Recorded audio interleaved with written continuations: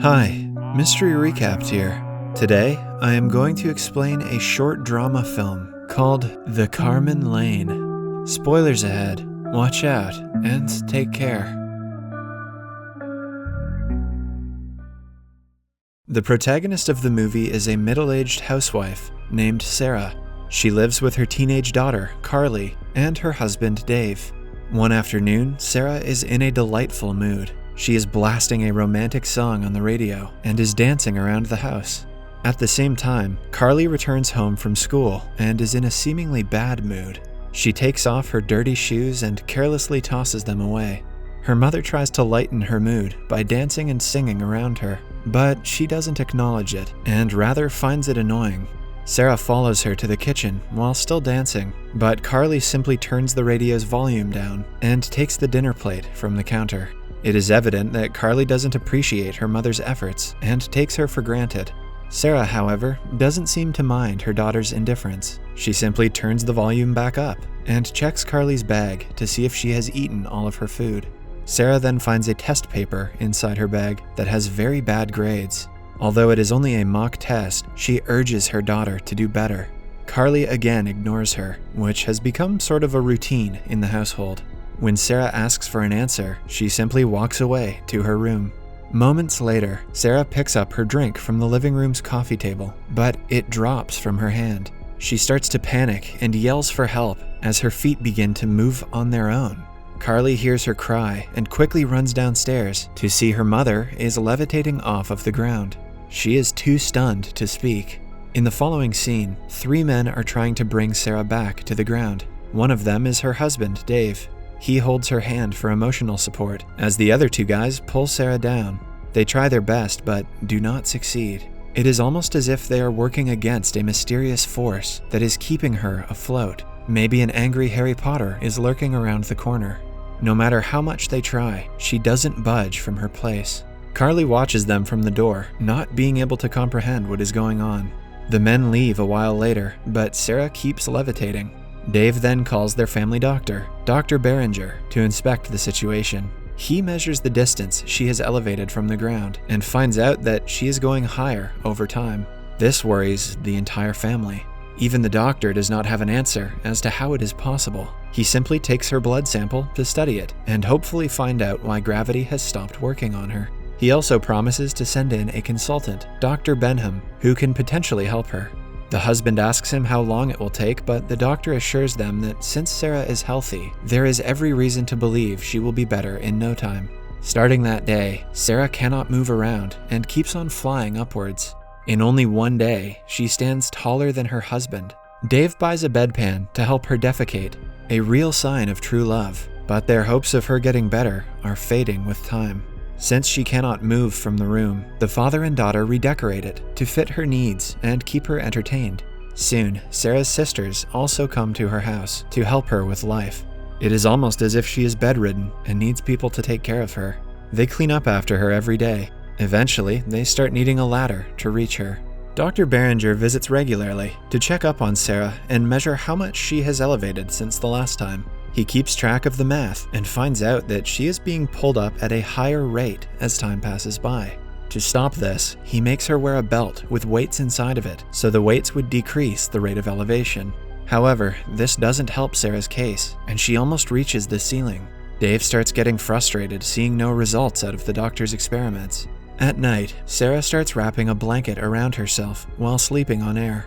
Dave loves his wife dearly and makes sure to be with her all the time. He has shifted from the bedroom to the living room to be with her at night, just in case she needs anything. Sarah's consultant, Dr. Mary Benham, only arrives after a week. By this time, Sarah is up on the ceiling, struggling to go further up.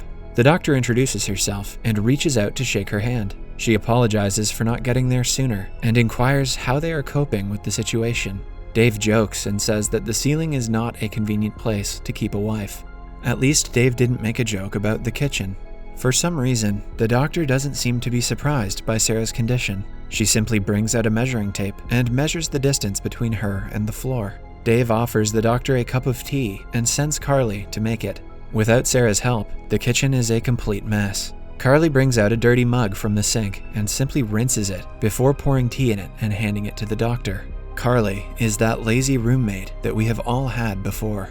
After realizing the severeness of Sarah's condition, the doctor's demeanor changes. The family had been waiting for her to come and miraculously cure Sarah, but they soon realized that she too has no idea what the problem is. The doctor bluntly tells the family that their case is unique, so nothing is certain. From what the doctors have seen and studied, Sarah will continue to move upwards at a variable but increasing rate. Dave hesitantly asks the doctor if she can bring Sarah down, to which she apologizes and says she can't. The weights will slow her progress, but if she carries more of it, it will injure her. Their best bet is to wait for the condition to go away on its own. In about 10 weeks, Sarah will reach a height of 12,000 feet. From there, she will need oxygen to survive. Even after that, she will still keep rising upwards, and they will have to keep her warm and control her diet. Sarah finally comes to the conclusion that she cannot be saved. The family also acknowledges she is going to rise to the sky until her inevitable death. Carly comments that her mother is going into orbit. Dave loses patience and demands that the doctor do something, but she says she can only do her best to keep her comfortable, as there is no known way to save her. That night, Dave cuts the ceiling around Sarah's head to allow her to fly up. He is aggressive while cutting it and almost hurts her. Careful, Dave. Wouldn't want to accidentally bump her as you're busy sending her into orbit. As the dust falls on the poor woman, she calls for her daughter to help. However, she has forgotten Carly is entirely useless. She entirely ignores her mother's pleas and turns the tap on to not hear her. Eventually, Dave completes making the hole and holds his wife's hand. Sarah's head is now inside Carly's room. She is clearly bothered by her mother invading her privacy, even though she has no control over it. The following day, Carly is studying for her final exams as Sarah watches her in silence. She has to pee, but doesn't want to disturb her daughter. Sometime later, she apologizes and asks Carly to call her father. Carly simply brings the bedpan and helps her. Following that, she sits back to study, but cannot focus with her mother in the room. Carly tells her that she cannot take the exams this year because of the situation, but Sarah lashes out at her. She doesn't want to be a drawback in her daughter's life. Some days later is Dave and Sarah's anniversary. They have invited Sarah's sister to dress her up for the occasion. Dave compliments her, saying that she looks like an angel, and the two laugh at the irony. Even at the time of crisis, the couple celebrates and drinks together. Dave gets on a table and kisses her. Eventually, the two have intercourse. When Carly returns home from school one day, she hears her mother moaning in pain. It turns out that Dave has tied her leg to the ground to keep her from flying away, which is really painful for her. He sits at the door, unable to watch his wife whimper in misery. Carly quickly runs upstairs and gets a knife to cut the rope. In the following scene, Sarah has reached outside the house. Dave and Carly reach her using a crane to hand her food and supplies. This is probably the last time they are going to see her, so they pack her with enough food, oxygen, and water for her journey to the sky. Carly hands her a phone and a battery to call home when needed. She has also brought a music player, so Sarah can listen to all of her favorite songs when she gets bored. Following that, she is made to wear a heavy backpack so she would elevate at a slower speed. As the daughter hands her the rations, Dave stays quiet and only watches them. Before leaving, he hugs his wife tightly, knowing that she is never coming back. The family shares a tearful goodbye. The next day, we see Sarah way high up in the sky. She is hardly visible from the ground. To pass time, she is invested in a crossword puzzle. Suddenly, a drop of water falls on her book.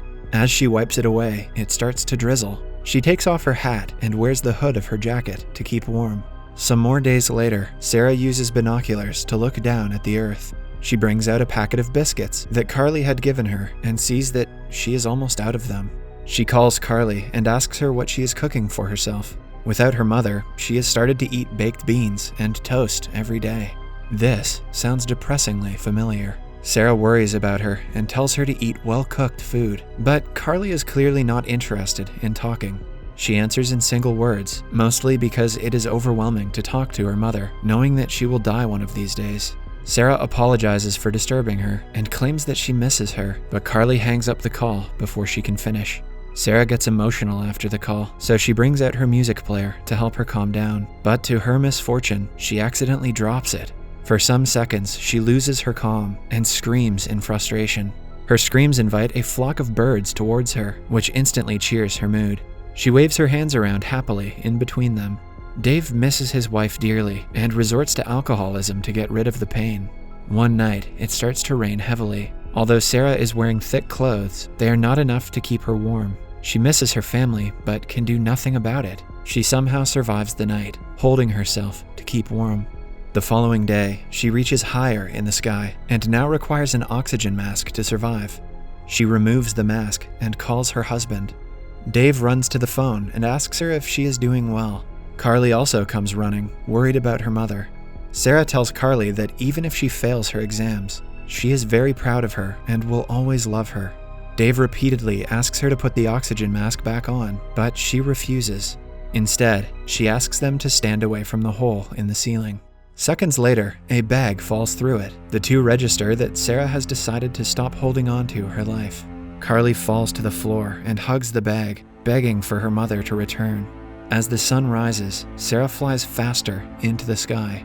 With a smile on her face, she tells her husband that she loves him and puts the phone down. A while later, it falls through the ceiling. The father and the daughter hold each other and cry, mourning Sarah's death. It is now a few weeks after the incident. The family has repaired the ceiling. Carly prepares tea and breakfast for both of them and studies hard for her finals. Dave notices a change in her behavior after Sarah's death. The movie ends as they eat the meal in silence. Subscribe for more videos like this, turn on notifications, and leave a like to help the channel out. Thank you for watching.